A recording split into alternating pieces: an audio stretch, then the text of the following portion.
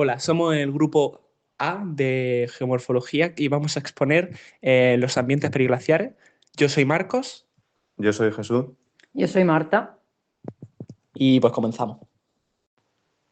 Aunque previamente el sistema periglaciar era un término referido a las condiciones climáticas de zonas periféricas a casquetes de hielo, actualmente esta designación se ha extendido con el fin de designar procesos y características de clima frío dadas ciertas características sin tener en cuenta su proximidad temporal o espacial con los glaciares.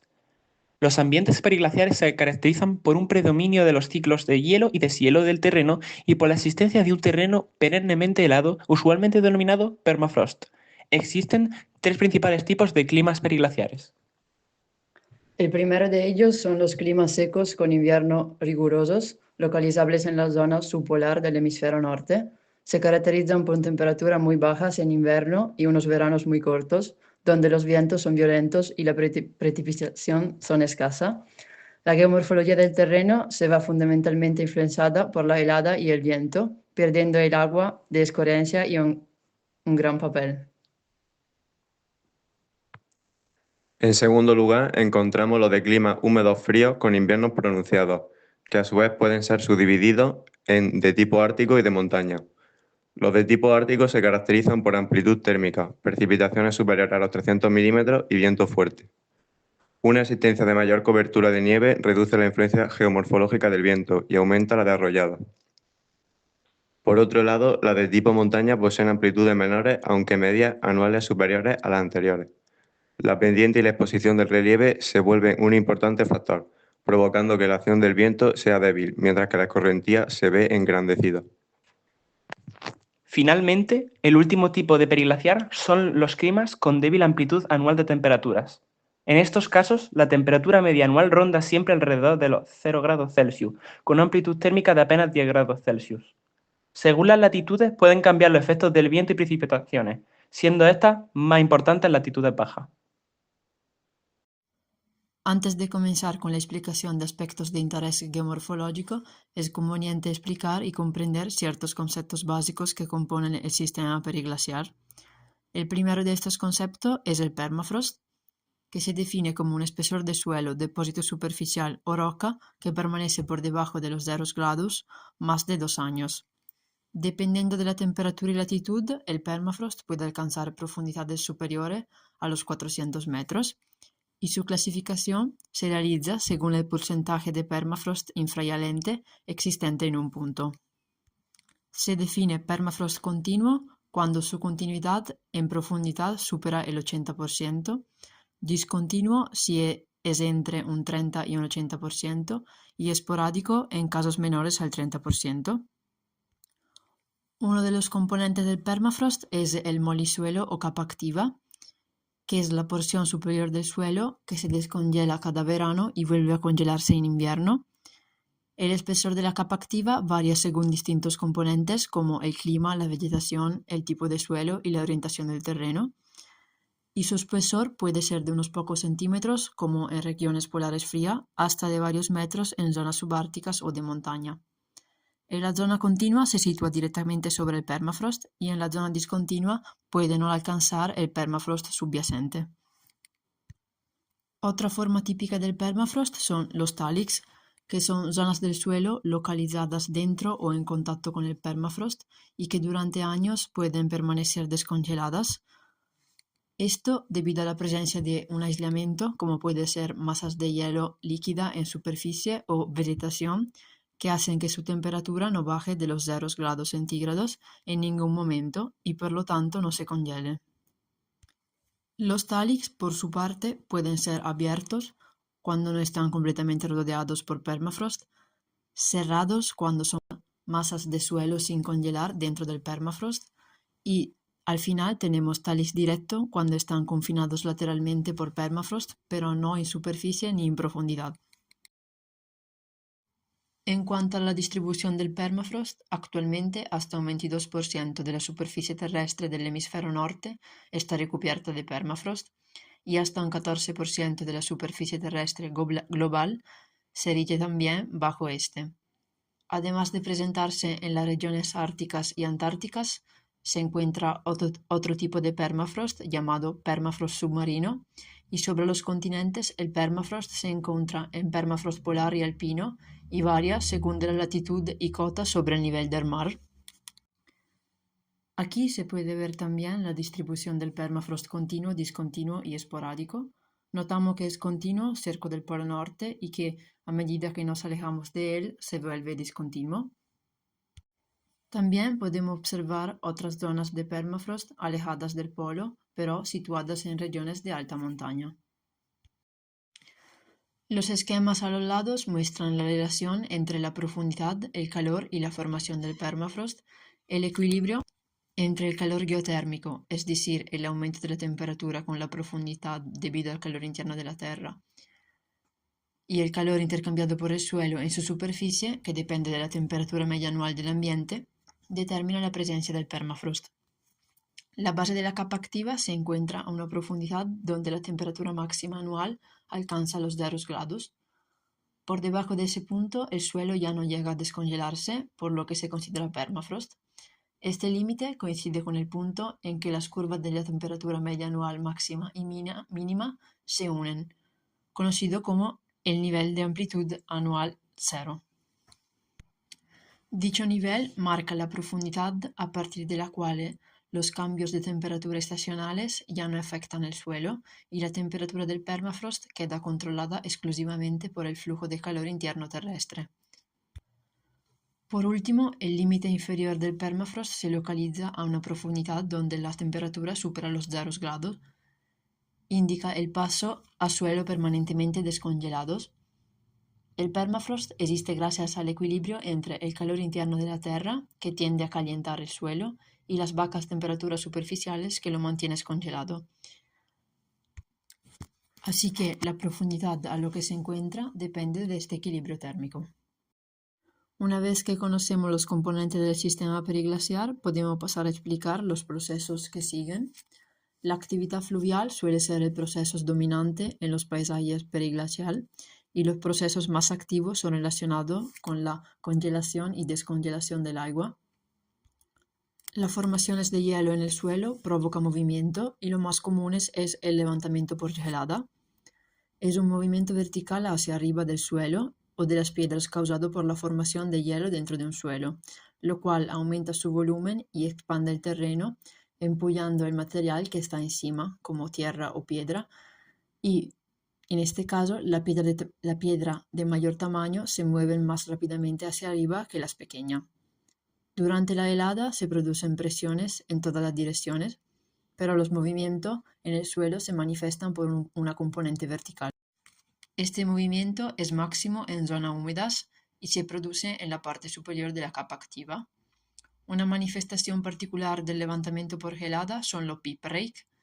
Los peak break se crean cuando el suelo está saturado en agua y la temperatura desciende por debajo de los 0 grados, aunque el terreno inferior aún no se encuentra completamente congelado. El agua asciende por capilaridad hacia la superficie, donde se congela y forma las columnas de hielo. Los peak breaks pueden elevar pequeños trozos de diversos materiales que contribuyen a la desintegración del suelo y a la movilidad de los detritos. Otro proceso asociado son los desplazamientos de masas. Estos consisten en la transferencia de material dentro del suelo como consecuencia de la acción de la helada. Los movimientos de las partículas pueden ser tanto verticales como laterales. El principal mecanismo dinámico en este caso es la presión criostática producida por la congelación del agua dentro de los poros del suelo. Estas presiones se propagan hacia las partes no heladas del terreno, generando expansiones y contracciones diferenciales debido a que el contenido de humedad no es uniforme. Durante el otoño comienza la congelación superficial que va profundizando en invierno. Cuando el agua se convierte en hielo, aumenta de volumen. Estas expansiones desiguales crean diferencias de presión muy grandes entre las zonas congeladas y las no congeladas. La presión se transmite al agua que permanece líquida entre los poros del suelo, que pueden llegar incluso a licuarse. Parte de esa presión se dirige hacia arriba provocando pequeños abombamientos o elevaciones del terreno, como domos o montículos helados. Este fenómeno origina crioturbaciones y convulsiones periglaciales, deformando las capas del suelo. En las convulsiones, el hielo dentro del terreno provoca una expansión del volumen, causando que las láminas sedimentarias se plieguen y deformen. Cuando este hielo se derrite, da lugar a un colapso irregular, generando pliegues o estructuras contorsionadas. Esto es un índice de ciclos de congelación y descongelación. Otra forma típica que podemos encontrar en ambientes periglaciales es el césped almollado, que es una forma de relieve periglacial caracterizada por pequeños montículos cubiertos de vegetación como hierba o musgo, que tienen forma de almohadas o cojines. Se deben a procesos de crioturbación combinados con levantamiento por gelada. Durante la congelación, la presión crestática eleva porciones del terreno. Las zonas más húmedas se expanden más, formando pequeños montículos. Después, durante el deshielo, parte del agua se reabsorbe o drena, pero el relieve queda irregular. La vegetación retiene la forma de los montículos, estabilizándolos, y con el tiempo estos montículos se hacen permanentes, dando ese aspecto almohadillado. Se encuentra en regiones frías o subárticas donde el suelo se congela y descongela estacionalmente. El agrietamiento por helada es otro proceso periglaciar de interés. Es un proceso típico de zonas periglaciares en el que la bajada brusca de la temperatura provoca contracción térmica del terreno congelado, lo que genera grietas o fisuras en la masa del suelo o roca.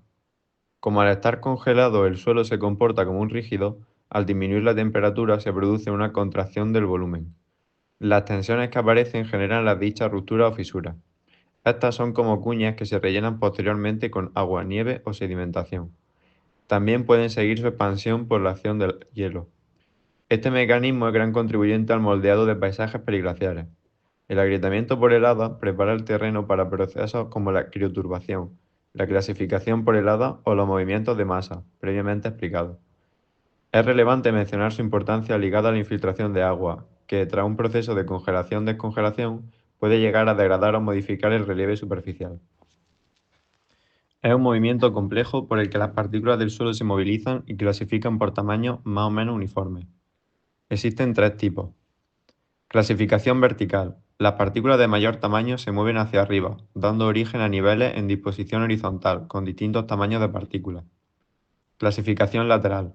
Las partículas más finas se movilizan en trayectorias parabólicas, cuando el frente de congelación avanza, quedando rezagadas las partículas más gruesas. Clasificación mecánica. Cuando se producen elevaciones domáticas, las partículas más gruesas se mueven por gravedad hacia los bordes del domo, quedando las más finas en su interior. Esto también puede darse en los polígonos, donde los cantos se desplazan hacia las grietas, rellenándolas. Los estudios señalan que la clasificación aumenta con el incremento de la humedad y cuando la congelación es lenta.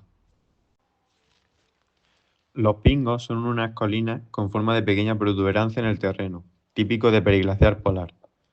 Pueden alcanzar alturas de hasta 70 metros y diámetros de hasta 2 kilómetros. Los pingos solo pueden formarse en presencia de permafrost y se deben a la congelación de aguas subterráneas. El agua del suelo es sometida a presión, ascendiendo a otras capas superiores de la corteza, pero las características físicas de los suelos permafrost sirven como una especie de sello. Por debajo de este sello, en las capas más superficiales del permafrost, el agua se congela y forma un núcleo de hielo que, al continuar creciendo, arquea el suelo, formando un pingo, hasta que el permafrost se agrieta y el núcleo aflora, significando la destrucción de la forma. El hielo se derrite a la luz del sol y el cráter que se formó tarde o temprano se derrumba, y al final lo único que queda es una pequeña depresión en el suelo, llamada pingo colapsado. Se han descrito pingos en Alaska, Groenlandia, Noruega y Canadá. Las palsas son montículos que sobresalen de una turbera con un núcleo de permafrost que la abarca. Una turbera es un humedal donde se ha acumulado materia orgánica. Las palsas se desarrollan típicamente en lugares de alta humedad y con permafrost discontinuo. Normalmente hay una gran cantidad de nieve a su alrededor, pero las cumbres de las palsas están libres de nieve incluso en medio del invierno, porque el viento se la lleva y la deposita en las laderas y en otras partes de la superficie plana. Al tener una cubierta de nieve que no es lo suficientemente gruesa para aislar efectivamente el suelo, El frío penetra fácilmente la turbera, llegando a congelarse hasta profundidades mayores que en los bosques o matorrales que puedan existir a su alrededor. El crecimiento de las balsas termina cuando, producto de la continua elevación, los musgos que forman su cubierta se agrietan. Las grietas permiten que pedazos de turba se desprendan y caigan como bloques o se deslicen lentamente cuesta abajo. Las balsas parecen pasar por un ciclo de desarrollo que finalmente conduce al deshielo y al colapso. Las grietas abiertas que comúnmente acompañan el crecimiento de la palma y el agua que tiende a acumularse alrededor de las balsas contribuyen a este proceso. Por último, para acabar con los procesos periglaciales, hablaremos de las tres formas relativas a la nivación, siendo la nivación la acción de la nieve que meteoriza y erosiona el terreno, moldeándolo. Los nichos de nivación son una fina capa de nieve sobre el suelo. El agua líquida se introduce en el sustrato y al caer la noche se congela, lo que produce una meteorización. Los nichos son indicadores claros de procesos de hielo-deshielo. Las partículas resultantes son movilizadas y lixiviadas. Esto da lugar al desarrollo de pavimentos glaciares. Los nichos pueden ampliarse por los extremos, donde la fusión y crioclastia son mayores debido a la inexistencia de la acción protectora de la nieve que impide el hielo-deshielo. En su morfología presentan un escarpe o anfiteatro arqueado y a sus pies un aterramiento o ladera de suave pendiente que facilita la evacuación de detritos. Si los nichos de nivación adquieren grandes dimensiones, pueden denominarse como termocircos.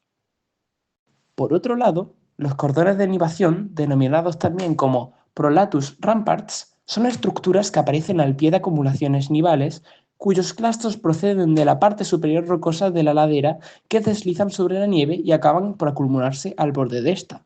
Cuando la nieve se funde, el cordón queda rezagado y desconectado del perfil de la ladera. Hay ocasiones en las que se pueden reconocer varios cordones paralelos entre sí. Estos son un indicador de un retroceso paralelo de la ladera donde estos se encuentran. Una vez explicados los distintos procesos periglaciares, pasamos a explicar las distintas geomorfologías que se pueden encontrar en estos sistemas, comenzando por las morfologías de ladera. La geliflusión puede dar lugar a distintas morfologías de ladera, tales como las hojas de gelifluxión, que se trata de láminas con un borde frontal festoneado que pueden ser encontradas en bajas pendientes. Los bancos de gelifluxión poseen forma de terraza y usualmente son paralelos a las curvas de nivel. Finalmente, los lóbulos de gelifluxión, que poseen morfología lingüoide con anchuras de hasta 40 metros y de inclinaciones superiores a las estructuras previas.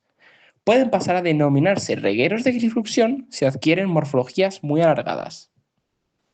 Por otro lado, las terrazas de crioaplanamiento son productos de, valga la redundancia, de aplanamientos de erosión de suave pendiente. Aparecen en partes medias o altas de laderas de montañas con altitudes superiores a los 3.000 metros. Poseen un perfil abalancado donde el sustrato madre aflora. Sus pendientes son inferiores a los 25 grados con anchuras y longitudes variables. Se localizan al pie de escarpes y pueden provocar el retroceso del mismo. Si se agrandan demasiado, pueden llegar a provocar el aplanamiento completo de la cumbre.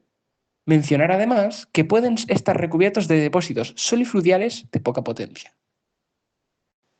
Hay morfologías de ladera que están principalmente compuestas de esclastos erosionados, de morfologías no exclusivas de los sistemas periglaciares. Los canchales son matos de derrubios que recubren las laderas en su término medio-bajo procedentes de áreas escarpadas con rocas resistentes. Son cóncavos con una pendiente creciente con la altura, pendiente la cual estará determinada según la naturaleza del material que lo componga. Si es posible observar el tamaño de grano, se vería una granodecreción debida a la energía potencial de estas estructuras. Por otro lado, los conos de derrubio ocurren cuando los fragmentos rocosos resultantes de la gelivación se canalizan y van produciendo en su transporte una hendidura, que de hecho puede ser utilizada por avalanchas de nieve o roca. Ese mismo material es el movilizado de forma de conos convexos de derrubios.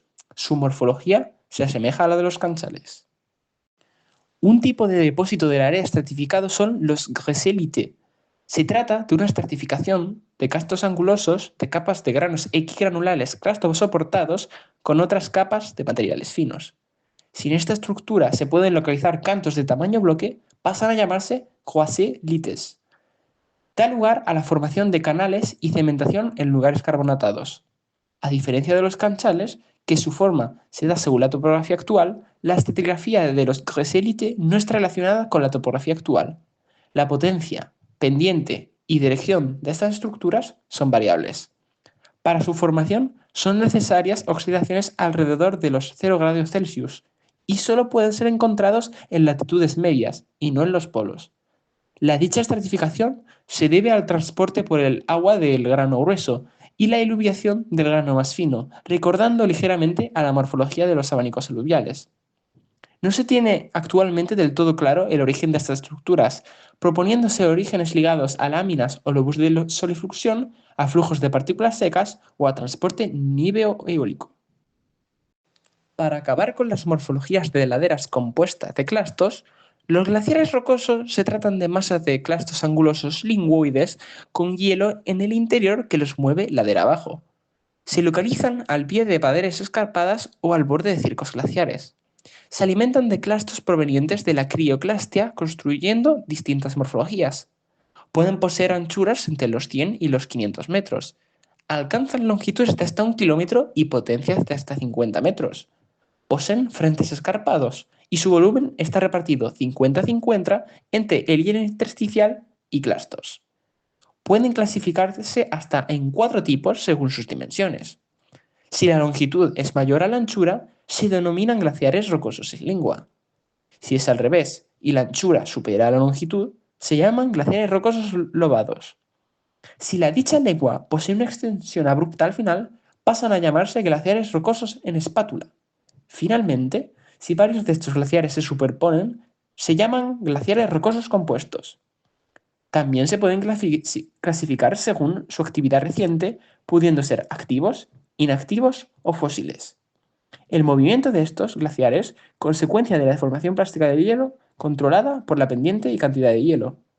También es regido por la temperatura y tamaño de clastos. Su velocidad de flujo se encuentra entre las de un glaciar promedio y la de unos depósitos de gilifluxión. Para acabar con los sistemas periglaciares, se hablará de los llamados criokarst o termokarst, nombres que recuerdan a karst, a pesar de que su génesis poco o nada tienen que ver con estos sistemas. Las morfologías de los criokarst son generadas por subsidencia de la superficie terrestre como consecuencia del deshielo de la parte superior del permafrost.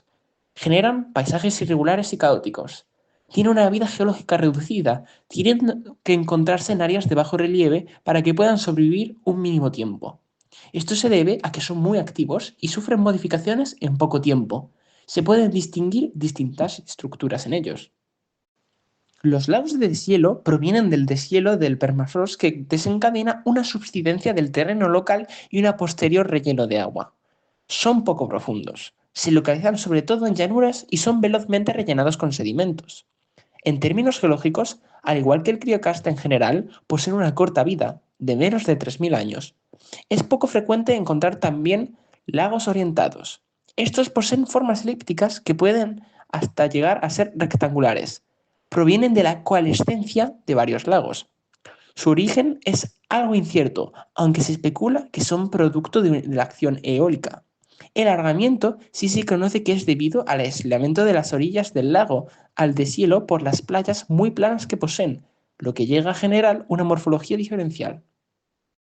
Los previamente mencionados pingos colapsados son depresiones subcirculares poco profundas y con un borde de sedimentos que buza hacia la depresión. Son difíciles de distinguir y diferenciarlos de otras estructuras en el terreno. Son rellenados usualmente de sedimentos lacustres. Finalmente, se ha de hablar de las salasas. Estas son depresiones cerradas de bordes abruptos con un fondo de hierba. Poseen una forma redondeada o elíptica con diámetro o profundidad variables. Se originan por el deshielo del permafrost y la coalescencia de varias depresiones. Las salasas pasan por distintas etapas de formación, con distintas morfologías en cada una de estas fases. Ya para acabar con este vídeo, queríamos enseñar algunas imágenes de geomorfologías periglaciares a lo largo del planeta usando Google Earth, porque realmente había muy poca información en internet e incluso en libros nos ha costado encontrar respecto a periglaciar, y yo creo que la forma más visual de entenderlo es ver imágenes, ¿no?, en la vida real, aunque sea en Google Maps. Nosotros se supone que estamos aquí. Y pues aquí he puesto algunos sitios que podemos ver. No los voy a explicar, simplemente los voy a enseñar para que más o menos se entienda. Primero vamos a esta isla que ha sido mencionada cuando... Bueno, ha sido más bien enseñada cuando hablamos de algunos tipos de climas periglaciares. Es una isla que, bueno, todas las chinchetas, como hemos explicado, pues están en zonas cercanas a los polos, en zonas, vamos a decir, la intermedia entre climas más polares y ya tundra, etcétera. Y bueno, esta isla de aquí, que se encuentra cerca de Groenlandia, pues presenta algunas geomorfologías periglaciares, junto, bueno, aquí se pueden observar algunos glaciares, lenguas glaciares. Y bueno, se suponía que esta imagen era para enseñar suelo ordenado, pero no se ve demasiado bien. Así que bueno, solo para, como ha sido antes, vista el nombre de esta isla, si alguien no sabía dónde estaba, pues bueno, esta isla está aquí. Luego, pingos, que son las montañas, bueno, las colinas estas de núcleo de hielo. Pues aquí en Canadá hay una que está protegida, que es patrimonio del país. Y bueno, no se ve demasiado bien, ¿no? Pero me tenéis que creer, esto es, es un pingo aquí. Y aquí hay otro que es un pingo colapsado, que pues se derritió su interior y pues se quedó colapsado, como he explicado, ¿no? Aquí todos estos lagos también. Ahora veremos un ejemplo mejor de estos lagos en otro sitio, pero bueno, básicamente aquí un ejemplo claro de pingo. Voy a intentar a ver si me deja. Vale, sí. Esto de aquí es un pingo. Bueno, sí visto, parece que hay un montón de tierra y ya, pero créanme, es un pingo. Y pues bueno, va a pasar la cosa. Luego las palsas, que no se ven muy bien en foto aérea. Pero bueno, es más que nada para que sepáis dónde hay palsas por aquí. Hay palsas, están asociadas a estos lagos, tal. Y aquí también hay palsas. Que no se ve demasiado bien, ya me disculpo. Pero bueno, insisto, es más para localizar los sitios geográficamente y medio entenderlo, ¿no? Aquí también en la península de Kola, en Rusia, también hay palsa. Luego, glaciares rocosos, que están estrictamente relacionados con el periglaciarismo. Había buscado un ejemplo aquí en Islandia, bueno, de aquí se ve más o menos, ¿no? El glaciar rocoso, que tiene sentido, ¿no? En una zona, como hemos dicho, cercana a los polos, tal, en zonas periglaciares actuales, pero también en España hay un par de estructuras que pertenecen al periglaciarismo y uno pensará, pero ¿por qué hay cosas de estas en la península ibérica? Si hemos dicho que esta pues, zona intermedia entre polo, tundra, etcétera, pues cuando los glaciares estaban más desarrollados, en épocas más frías de la Tierra, pues había aquí en la península ibérica periglaciarismo. Entonces, claro, hay glaciares rocosos, por ejemplo, que hay la cordillera cantábrica en el puerto de San Isidro, que eran, pues son antiguos, ¿no? De antiguo, que ponen evidencias de que había periglaciarismo. Lo mismo ocurre, que no se van a ver en foto aérea, pero es un sitio en España donde hay océlites, que son... Está por aquí, tengo una imagen aquí. Disculpar, esto está aquí en donde hemos dicho, en León, y estos son, pues, gesélites, ¿no? Que están en España, que es lo que digo, demuestra que hubo periglaciarismo en la península ibérica. Luego, un ejemplo así muy vistoso, que está en Rusia, que se llama cráter de Batagaica, que a simple vista lo ves, no te fijas demasiado y parece que incluso que es un abanico, ¿no? Que, bueno, un abanico, algo que está elevado, ¿no? Que el juego de sombra a lo mejor hace parecer que está elevado, pero en realidad no, es una depresión, que es un termocaso. que está formado por periglaciarismo. Y es una atracción bastante turística y bastante así vistosa. Se ve tiene una forma curiosa, ¿no? Y ya para acabar, que se ve muy bien en general, aquí al norte de Rusia hay un montón de estas formas que son, pues bueno, son pingos colapsados, son lagos de deshielo, hay también alasas, todo esto. El problema es que no se pueden distinguir bien así en foto aérea. Mira que hay lagos orientados. Todo esto es producto del perglaciarismo, que se ve bastante bien. Tipo, se nota que son que provienen de perglaciarismo. Además, concuerda su geografía con ese perglaciarismo, ¿no? Y bueno, y pues ya está, era solo eso. Enseñar algunos ejemplos que, aunque no se ven demasiado bien, era por, bueno, proporcionaros algunas imágenes extras que permitiesen entenderlo ligeramente mejor.